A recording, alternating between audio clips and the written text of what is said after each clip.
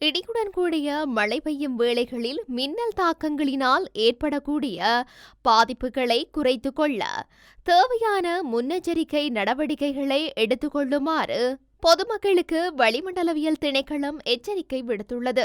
இதேவேளை அடுத்த சில நாட்களுக்கு மழை நிலைமை அதிகரிக்கக்கூடிய சாத்தியம் காணப்படுவதாக வளிமண்டலவியல் திணைக்களம் தெரிவித்துள்ளது.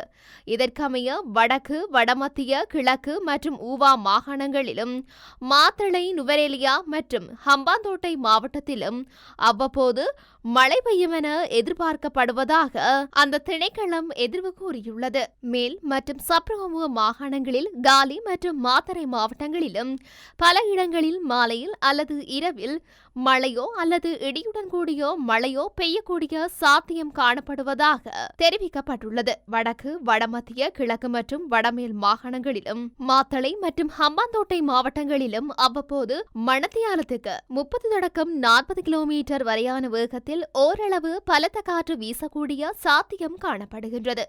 மேல் மற்றும் சப்ரகமுவ மாகாணங்களிலும் காலி மற்றும் மாத்தறை மாவட்டங்களிலும் சில இடங்களில் காலை வேளையில் பனிமூட்டமான நிலை காணப்படும் என எதிர்பார்க்கப்படுகின்றது.